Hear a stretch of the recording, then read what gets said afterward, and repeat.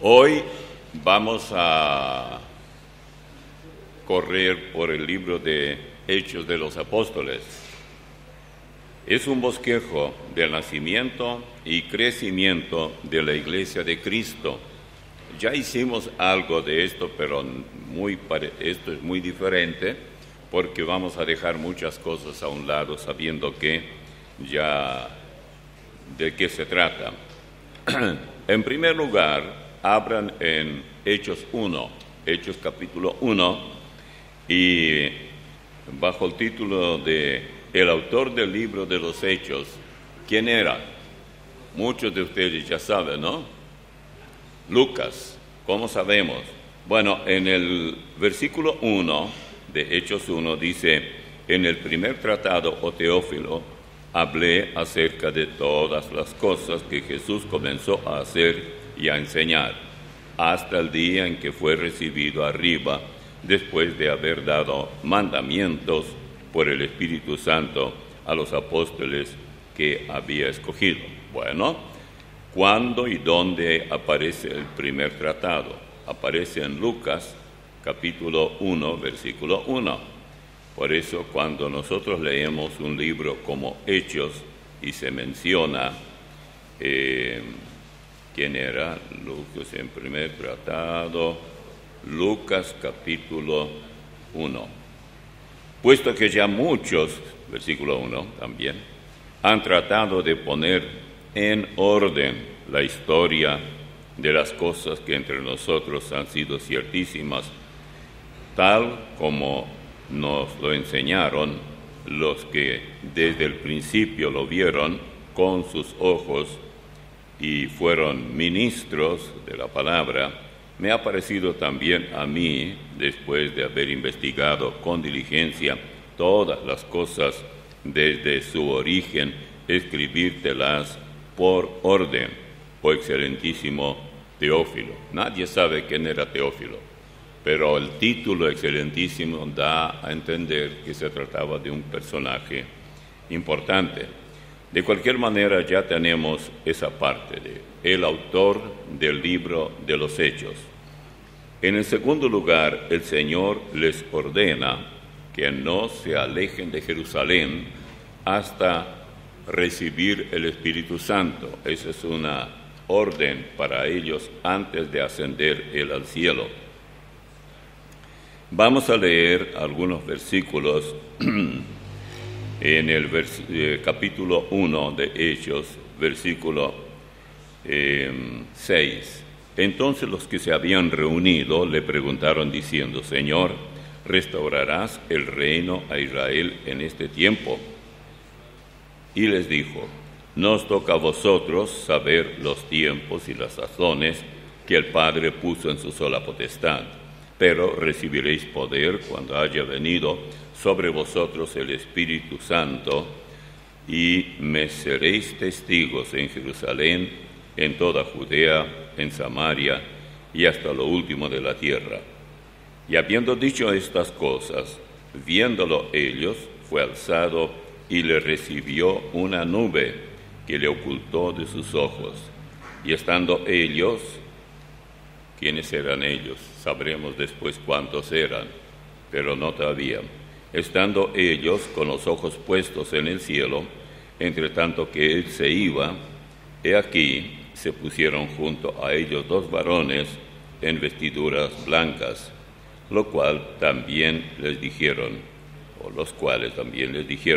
varones galileos, ¿por qué estáis mirando al cielo?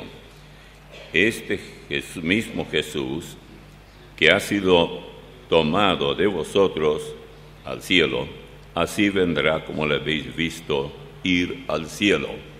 Bueno, notemos algunos detalles aquí. Si Él mismo vendrá como fue, entonces vendrá también a la vista, no de tantas personas. Él vendrá a la vista de todo el mundo. Dice allá en el libro de Apocalipsis, y todo ojo le verá. Bien, un poco más adelante tenemos algo muy interesante. Los que lo vieron partir eran 120. Vean en Hechos 1, 9 al 11. Dice, bueno, aunque ya eso en buena parte vimos, pero los cuales también, dice 9, y habiendo dicho estas cosas, etc. Pasamos ahora al versículo 12. Entonces volvieron a Jerusalén desde el monte que se llama del Olivar, el cual está cerca de Jerusalén, camino de un día de reposo. Y entrados subieron al aposento alto, donde moraban Pedro y Jacobo, Juan, Andrés, Felipe, Tomás, Bartolomé, Mateo, Jacobo, hijo de Alfeo, Simón el celote y Judas, hermano de Jacobo. Todos estos perseveraban unánimes en oración y ruego con las mujeres y con María, la madre de Jesús, y con sus hermanos. Y un poco más adelante, versículo 15 dice, en aquellos días Pedro se levantó en medio de los hermanos, y los reunidos eran como 120 en número, y ahí comenzó a hablar él. Hay varias cosas que ocurrieron aquí en el origen de la iglesia que no todos estamos de acuerdo. Hay algunos que están de acuerdo en un 100%, otros y creen que es correcto lo que piensan, y otros que no. Yo soy uno de los que discrepan en algunos aspectos con la mayoría. Cuando pasamos ya al versículo 16, notamos que, comenzando con el 15, en aquellos días Pedro se levantó, hasta ese momento estaban orando, pero ahí Pedro se levanta y para hablar. Se levantó de en medio de los hermanos, y los reunidos eran como 120, tal como ya leímos.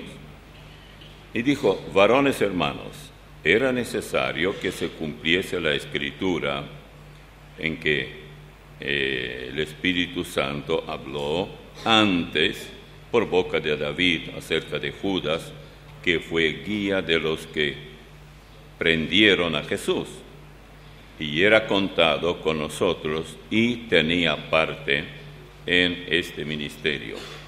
Lo que va a pasar acá ahora es que Pedro sugiere que se nombre a un reemplazo de Judas Iscariote. Mi pregunta es, ¿alguna vez sugirió el Señor que lo hiciera? Lo único el Señor insistió mucho es que no se fueran de Jerusalén hasta tanto recibiesen el Espíritu Santo, porque sería un fracaso total para ellos. Él nunca sugirió eso. De todos modos, Pedro parecía tener una especie de espíritu de líder, y él dijo: hay que poner a alguien para que seamos 12. No sabía el pobre Pedro que luego Dios ya tenía preparado a Saulo de Tarso, que le daría el nombre de Pablo el apóstol, y si vamos a tener a un Matías o algo así, vamos a tener 13 y no 12.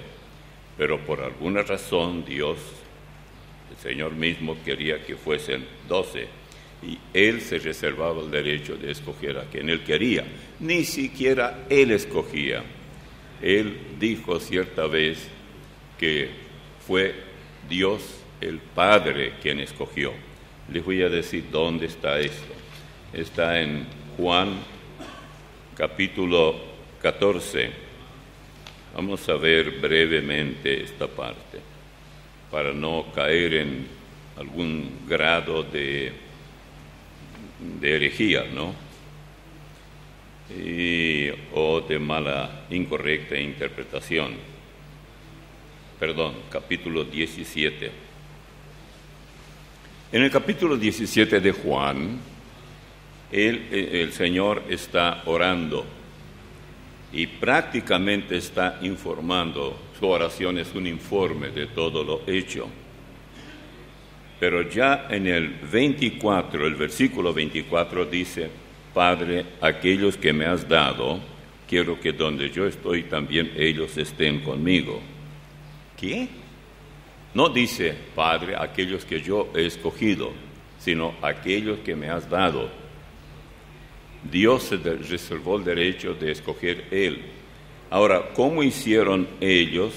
Gracias a que Pedro, sugirió que se hiciera, prácticamente mandó que se hiciera, y la gente que estaba allí, los 120, no sabían más que él. Como Pedro anduvo con el Señor, pensaron tal vez, pero ¿cómo hacer y saber quién es? Muy bien, vamos a echar suerte. Si tenía una moneda, aunque ellos no hacían así, tirar la moneda, ¡pling!, y ya está, a ver cuál va a ser el lado para cuál, porque había aquí dos candidatos. Señalaron a José, llamado Barsabás, versículo 23 de Hechos capítulo 1, y otro era Justo, tenía por sobrenombre Justo, y a Matías.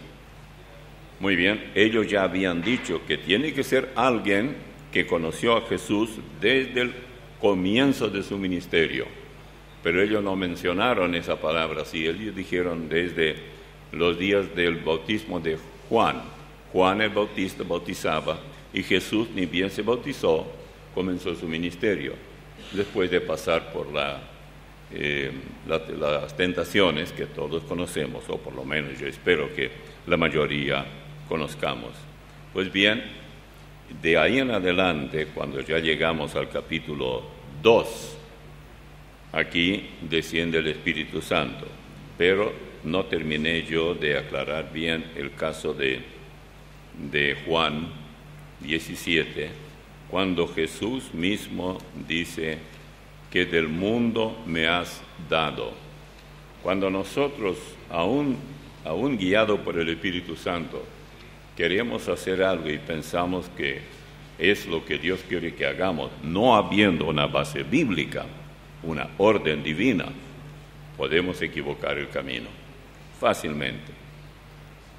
Dice, aquellos que me has dado, quiero que donde yo estoy, también ellos estén conmigo, para que vean mi gloria que me has dado, porque me has amado desde antes de la fundación del mundo. Este es el versículo 24 de Juan capítulo 17. Es muy importante que se sepa por dónde anduvieron las cosas.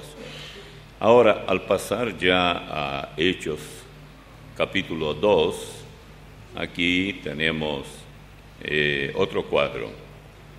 Desciende el Espíritu Santo, por ejemplo, a partir del versículo 1, en capítulo 2 dice, cuando llegó el día de Pentecostés, estaban todos unánimes juntos, y de repente vino del cielo un estruendo como de un viento recio que soplaba, el cual llenó toda la casa donde estaban sentados. Y se les aparecieron lenguas repartidas como de fuego, asentándose sobre cada uno de ellos. Y fueron todos llenos del Espíritu Santo y comenzaron a hablar en otras lenguas, según el Espíritu les daba que hablasen. Y luego aparece la larga lista cuando ellos mismos dicen, el escritor, que es Lucas, dice, moraban entonces en Jerusalén judíos, varones piadosos, y de todas las naciones bajo el cielo. Y hecho este estruendo, se juntó la multitud y estaban confusos, porque cada uno los oía hablar en su propia lengua. Si ustedes se toman el tiempo y comienzan a mirar cuántos eran los idiomas y tal vez algunos dialectos que ellos hablaban, o había gente que hablaba, uno de ellos, cada uno, ¿no? De dónde venían, hay 15 por lo menos, es lo que a mí me parece que leyendo con cuidado llega al número hasta 15 de ellos. Hace pocos domingos yo hablé un poco sobre la cuestión de cómo saber ¿Cómo era posible que todos ellos, totalmente sorprendidos, escucharan en su propio idioma, como dice más adelante, en el idioma que aprendimos? O sea, es como decir, escuchamos en el idioma que aprendimos desde pequeños, desde la cuna, cuando la mamá les estaba hablando. ¿Cómo era posible? Bueno, yo por años tuve problemas para entender esto. Es que Pedro hablaba, por ejemplo, hebreo o arameo, y llegaba a los oídos de ellos en el idioma que ellos entendían. ¿Cómo fue la cosa? Me di cuenta, leyendo con cuidado el versículo 4 del mismo capítulo 2 de Hechos, donde dice, y fueron todos llenos del Espíritu Santo. Hay una coma allí. Y comenzaron a hablar en otras lenguas, otra coma, según el Espíritu les daba que hablasen. O sea, el Espíritu Santo daba a uno que hablase un idioma, a otro idioma, y a otro más. Es el Espíritu Santo que tomó control para que cada uno hable a la vez un solo idioma. Pero ¿cómo podían ellos hacer allí? ¿Qué confusión sería? No, podían retirarse y alguien que tenía el don para hablar el arameo, hablaba arameo, y todos los que hablaban arameo iban porque se daban cuenta que allí es donde entienden, y así por el estilo. Entonces, todos ellos fueron enriquecidos con el Evangelio. Esto hace que la salvación en ese día era tan numerosa. En total fueron salvos, según el versículo 41 del mismo capítulo 2, dice, así que los que recibieron su palabra fueron bautizados, y se añadieron aquel día como 3,000 personas. Bueno, nosotros hoy no necesitamos tal vez este tipo de milagro, porque cada uno de nosotros de alguna manera hablamos un idioma u otro, y siempre, y si no, hay un intérprete que puede ayudar para alguien que no entiende, tal como justamente Pablo luego insiste en la carta a los Corintios, que uno hable y otro, por supuesto, interprete. Si no hay intérprete, cállese el que no entiende el idioma en el que se habla en la iglesia donde está visitando el visitante. Pues bien, cuando esto ocurrió, que tantas personas fueron salvas, esto llevó a la furia, a la crema de todo ese, digamos, los judíos, los jefes, que pretendían que Jesús de ninguna manera era el Mesías, y cualquiera que le seguía era un hereje, y cosas por el estilo. Llegó un momento difícil. A partir del versículo 43 en el capítulo 2, ya tenemos otra mirada. Y sobrevino temor a toda persona, y muchas maravillas y señales eran hechas por los apóstoles. Quiere decir que había sanidades, ciegos que recibían la vista, paralíticos que caminaban, mudos que hablaban, y así por el estilo. Luego, en el versículo 44, todos los que habían creído estaban juntos y tenían en común todas las cosas. Bien, y vendían sus propiedades y sus bienes, y lo repartían a todos según la necesidad de cada uno. Se pusieron a vender propiedades que tenían y repartieron, y perseverando unánimes cada día en el templo y partiendo el pan en las casas, comían juntos con alegría y sencillez de corazón. No todos están de acuerdo que el partimiento del pan era la comida, por ejemplo, un almuerzo o una cena, o si se trataba de la cena conmemorativa, tal como nosotros tenemos una vez por mes siempre. Pero yo creo que es lo segundo, porque Aquí dice por las casas, y generalmente, aunque a menos que digamos, bueno, entonces no había templos y ellos se reunían en las casas y eso es todo. Dice que estaban alabando a Dios y teniendo favor con todo el pueblo, y el Señor añadía cada día a la iglesia a los que habían de ser salvos. Quiere decir que ellos eran aplaudidos por el vulgo, el pueblo en general, pero no por la jerarquía eclesiástica.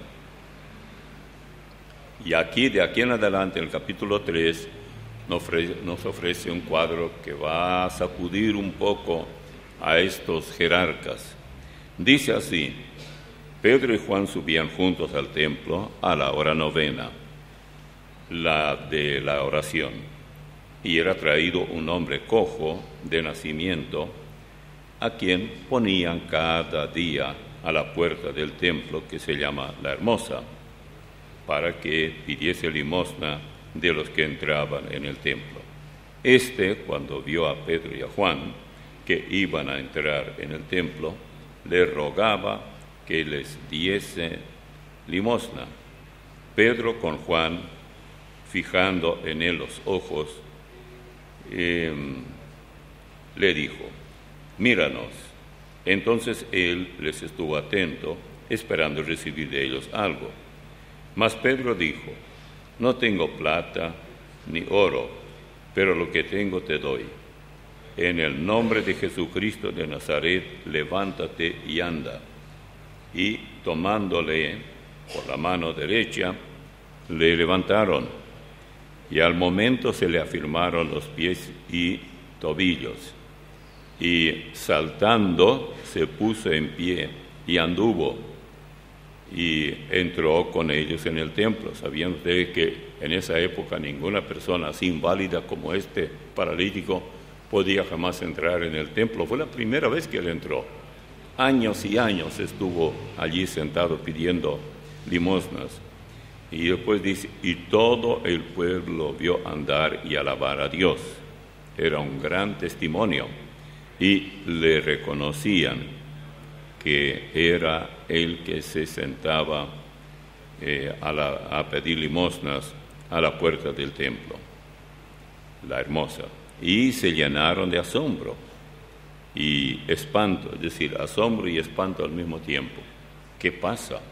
Si ellos tienen ese poder, ellos no tenían ese poder.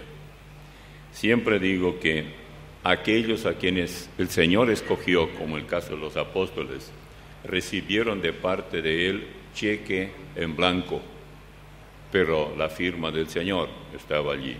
O sea, ellos podían usarlo cuando querían y cuanto querían. Esto no ocurre hoy.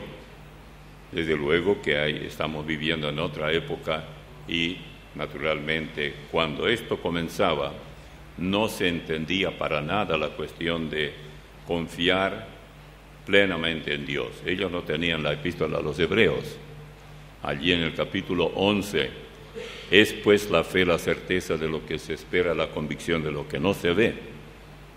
Y luego en el 6 dice: pero sin fe es imposible agradar a Dios, porque es necesario que el que se acerca a Dios crea que le hay, y que es galardonador de los que le buscan. Nada de eso estaba escrito. El Nuevo Testamento apenas comenzaba a escribirse. Pero ahora, claro, esta porción que estamos leyendo ya probablemente luego se iba escribiendo también. Lo que vemos aquí es que el Señor se manifiesta, y se manifiesta para que aquellos que buscaban solución, no solamente solución física, pero solución espiritual, porque no olvidemos que todos los problemas que vivimos en el campo físico, enfermedades, etcétera, derivaron originalmente del pecado. O sea, no digo que específicamente cada persona que está enferma es por un pecado determinado. A veces sí. Si la persona anda en una vida inmoral, puede que obtenga SIDA debido a su vida corrupta, desenfrenada, etcétera, y ahí sí lo es. Pero si no, uno puede estar enfermo sin haberse metido jamás en ningún tipo de semejante situación inmoral, pero está enfermo, porque de hecho somos pecadores perdonados, pero siempre pecadores.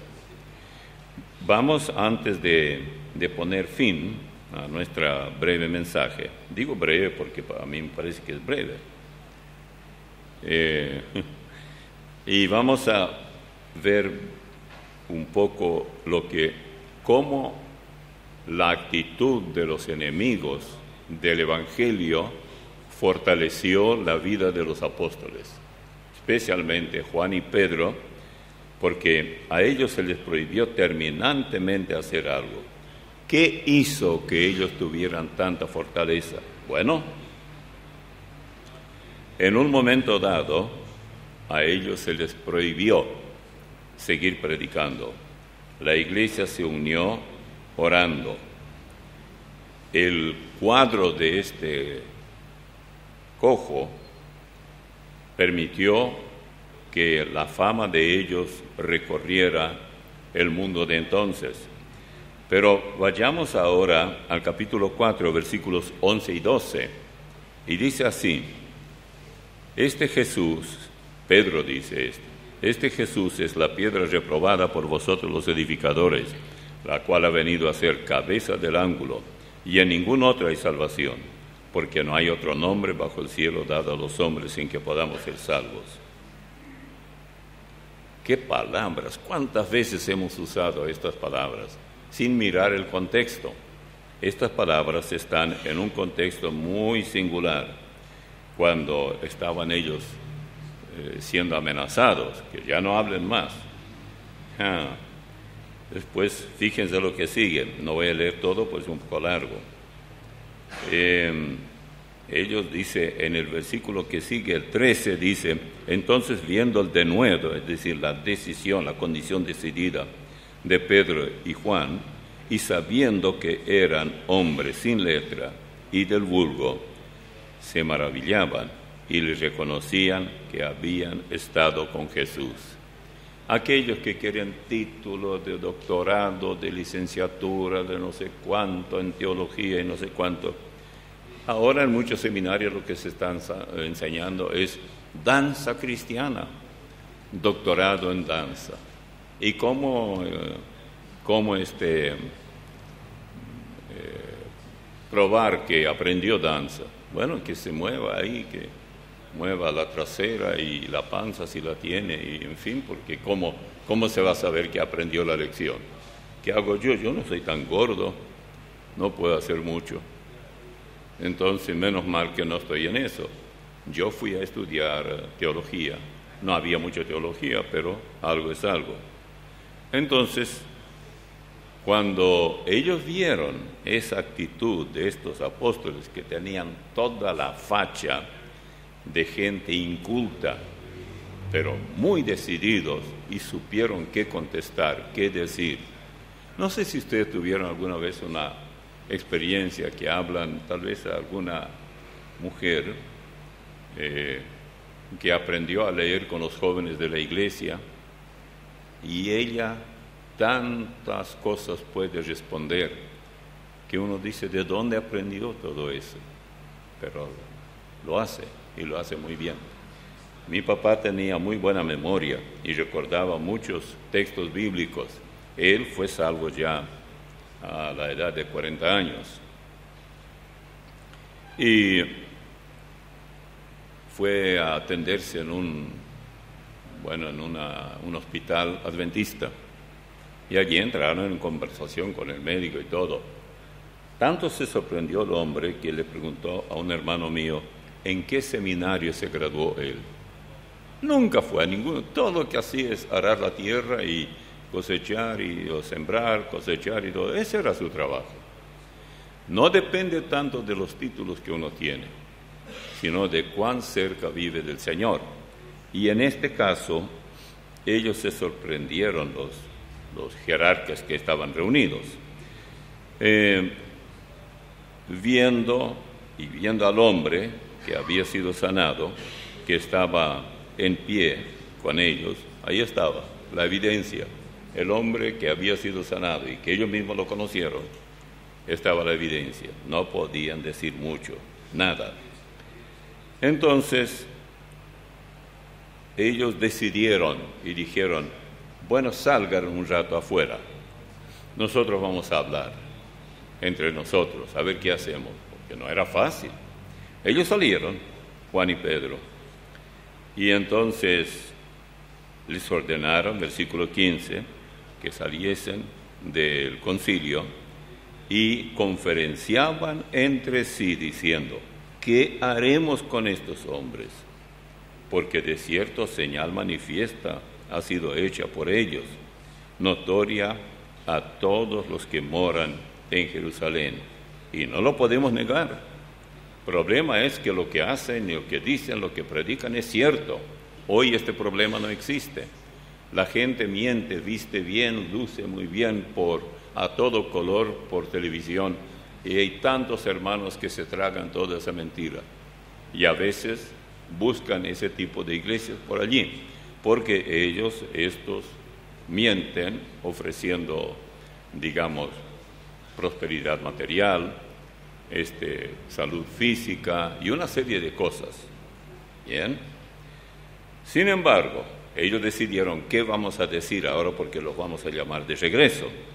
Sin embargo, para que no se divulgue más entre el pueblo, amenacémosles para que no hablen de aquí en adelante a hombre alguno en este nombre. Pobrecitos, creyeron que estos eran unos pollitos y que van a decir, pío, pío, pío, sí. No. Se trataba de gente bien curtida. Estos que le estaban amenazando nunca sacaron ni siquiera un bagre de ahí, de algún arroyito.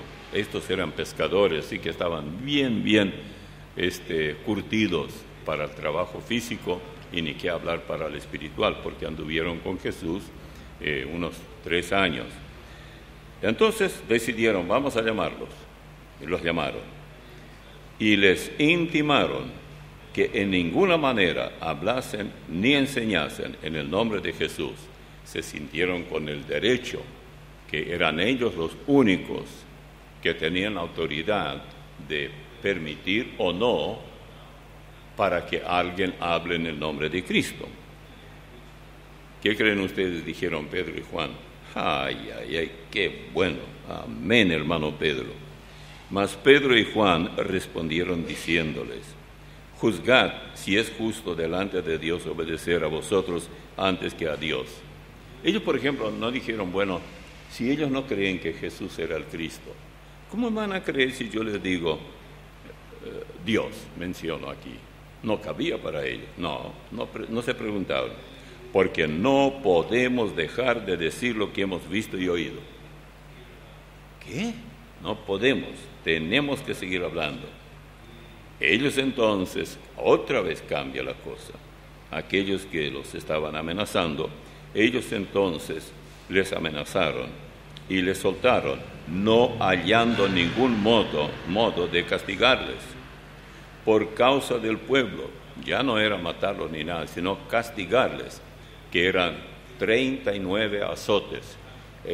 Se permitía 40, pero esos judíos pusieron 39, no sea que alguien se pase la raya y le dé 41, y eso sería pecado grave, según ellos. Entonces, ellos les amenazaron y dijeron que no podían castigarlos. ¿Por qué? Bueno, por causa del pueblo, porque todos glorificaban a Dios por lo que se había hecho, ya que el hombre en quien se había hecho este milagro de sanidad tenía más de 40 años. No se trataba de un nene chico que todavía no se desarrolló del todo y por eso tenía un problemita. Entonces, de allí en adelante, ¿qué hicieron estos dos siervos de Dios? Fueron a ver a los hermanos. Ya había 3,000 que se bautizaron, según el capítulo 2.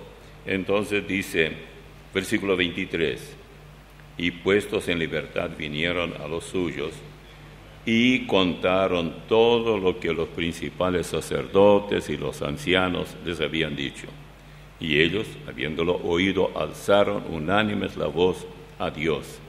Y dijeron: soberano Señor y Dios. Toda esta oración tan interesante, porque ellos citan parte del Antiguo Testamento y agregan esto como cumpliéndose en la persona de Cristo. En el 27 dice: porque verdaderamente se unieron en esta ciudad contra tu santo Hijo Jesús, a quien ungiste Herodes y Poncio Pilato con los gentiles y el pueblo de Israel, para hacer cuanto tu mano y tu consejo habían antes determinado que sucediera. Y ahora, Señor, mira sus amenazas y conceda a tus siervos que con todo denuedo hablen tu palabra, mientras extiendes tu mano para que se hagan sanidades y señales y prodigios, mediante el nombre de tu santo Hijo Jesús. No querían que el Señor impidiera que más milagros se hicieran. ¿Por qué? Porque ese era el único testimonio. Ellos no podían citar ningún texto bíblico, no la tenían. Entonces, ahora nosotros hay quienes dicen: ¿por qué ahora no hay tantos milagros? Porque ahora tenemos que llamar a los pecadores al arrepentimiento, y ese es nuestro trabajo. No hace falta que, si alguien se va a ir a la iglesia, a tal iglesia donde hay supuestos milagros, se va a decepcionar, porque tales milagros no existen y no es nada antibíblico. Simplemente todo tuvo su lugar y se acabó. Pero aquí termina una primera parte de todo lo que ocurrió, porque en adelante Satanás parece que miraba crujiendo los dientes todo lo que ocurría. Entonces ya después usa otro método, porque en el versículo 32, de ahí en adelante dice: y la multitud de los que habían creído era de un corazón y un alma, y ninguno decía ser suyo propio nada de lo que poseía, sino que tenían todas las cosas en común. Y con gran poder los apóstoles daban testimonio de la resurrección del Señor Jesús, y abundante gracia era sobre todos ellos. ¿Notaron ustedes, leyendo la Biblia, cuál era el tema principal al principio, digamos, de la predicación del Evangelio? La resurrección de Jesús. Porque si Él estaba muerto, basta leer lo que dice Pablo en 1 Corintios 15. Si Él no resucitó, entonces vana es nuestra predicación, somos mentirosos, tampoco nosotros resucitaremos. Todo cuanto predicamos, cero, no tiene ningún valor. Así, no había entre ellos, dice, ningún necesitado. Es el único comunismo que funcionó, porque traían todas las cosas, ponían el precio a que lo manejaran los apóstoles y ya está. Pero había un tal José que dice de él algo bien llamativo. Después de decir en el 34 o en el 35 que lo ponían a los pies de los apóstoles y se repartía a cada uno según su necesidad, entonces José, a quien los apóstoles pusieron por sobrenombre Bernabé, que traducido es hijo de consolación, levita, natural de Chipre, como tenía una heredad, la vendió y trajo el precio y lo puso a los pies de los apóstoles. De ahí en adelante, vamos a dejar aquí, viene ya el caso de personas que querían imitar el cristianismo, pero les salió mal, porque cuando intentaron mentir, cayeron muertos. ¿Qué pasaría si hoy algún mentiroso que dice yo recibí a Cristo, entra ahí en el bautisterio, hay agua hasta acá, y él tal vez es un poco más bajo y le llega hasta acá, y el pastor quiere bautizarlo porque al pastor se puede engañar y trata de sumergirlo y ya, como dicen en guaraní, Omanó, murió. ¿El pastor se sentiría, yo creo, culpable? No. Ese sería el poder de Dios también, pero Dios no tiene por qué operar en esta forma. Además, nuestras iglesias hoy están tan cargadas de personas que nunca se reconciliaron con Dios, que no hay problema. Siempre pienso de dónde comenzó y cómo comenzó la apostasía. ¿Qué es lo que lleva a un cristiano a la apostasía? Porque todos los que son apóstatas hoy, que dieron la espalda a la sana doctrina, eso se ve muy bien en Estados Unidos, muy especialmente. Ellos eran de iglesias donde sí participaban en todo, que coro, que enseñar, que repartir literatura, que ir y predicar tal vez en una plaza y todo. Todo eso pasó a la historia y ahora con orgullo estos individuos, ya tal vez abuelos, dicen que estuve tan equivocado, tanto tiempo creía. Ahora, ¿cómo es posible, dice uno de ellos, que Dios es un Dios de amor porque estaba enojado con la forma como se conduce la gente? A su hijo manda que lo maten y que lo crucifiquen. Eso no es amor. Cualquiera dice puede hacer eso y cosas por el estilo. Yo nunca más voy a creer eso. Yo creía, decía él. Yo ahora no recuerdo el nombre de todos estos grandes tipos, ¿no? Pero eso es lo que hoy ocurre. Usted dirá, ¿y usted por qué vino aquí a Paraguay? Porque acá todavía se puede pescar y allá ya lo único que hay son sapos. No hay peces. Así que es mucho mejor acá que allá.